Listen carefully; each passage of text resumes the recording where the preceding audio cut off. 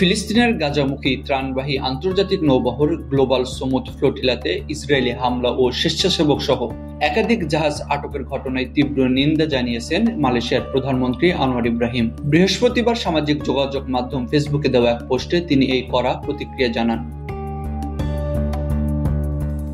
প্রধানমন্ত্রী ইব্রাহিম তার বার্তায় ইসরায়েলের এই পদক্ষেপকে কঠোর ভাষায় সমালোচনা করেন। তিনি লেখেন, গ্লোবাল সমুদ ফ্লোটিলার উপর ইসরায়েলের বাধা দেওয়ার তীব্র নিন্দা জানাচ্ছি। এই জাহাজগুলোতে নিরস্ত্র বেসামরিক নাগরিক এবং গাজার জন্য জীবন রক্ষাকারী মানবিক সহায়তা নিয়ে যাওয়া হচ্ছিল, কিন্তু তাদের বাধা দেওয়া হয়েছে। মালয়েশিয়ার প্রধানমন্ত্রী আরো বলেন, একটি মানবিক মিশনকে বাধা দিয়ে ইসরায়েল কেবল ফিলিস্তিনি জনগণের অধিকারের প্রতি নয়, বরং বিশ্ব বিবেকের প্রতিও চরম অবজ্ঞা প্রদর্শন করেছে। তিনি ফ্লোটিলাকে সংহতি, সহানুভূতি এবং অবরুদ্ধ মানুষের জন্য আশার প্রতীক হিসাবে অভিহিত করেন। আনোয়ার ইব্রাহিম তার বার্তায় ফিলিস্তিনি জনগণের প্রতি মালয়েশিয়ার অঙ্গীকার পুনর্ব্যক্ত করেছেন।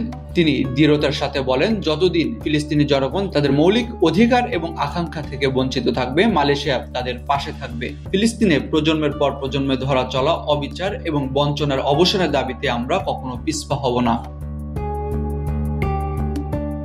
উল্লেখ্য, গ্লোবাল সমুদ ফ্লোটিলা হচ্ছে সমুদ্রপথে গাজার জনগণের জন্য মানবিক সহায়তা পৌঁছে দেওয়ার একটি আন্তর্জাতিক উদ্যোগ। এই নৌবহরে যুক্তরাষ্ট্র, স্পেন, আয়ারল্যান্ড, ফ্রান্স, বেলজিয়াম সহ 44টি দেশের প্রায় 500 স্বেচ্ছাসেবক সহ 40টির বেশি বেসামরিক জাহাজ রয়েছে। এই স্বেচ্ছাসেবকদের মধ্যে ইউরোপীয় পার্লামেন্টে নির্বাচিত প্রতিনিধি, আইনজীবী, মানবাধিকার কর্মী, চিকিৎসক ও সাংবাদিকও রয়েছেন।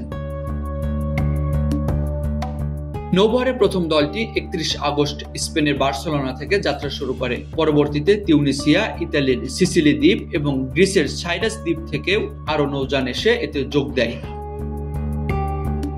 ইসরায়েল শুরু থেকেই দাবি করে আসছে যে এই ফ্লোটিলার ফিলিস্তিনি সংগঠন হামাসের সঙ্গে সম্পর্ক রয়েছে, তবে এখন পর্যন্ত তারা এ সংক্রান্ত কোনো প্রমাণ উপস্থাপন করতে পারেনি।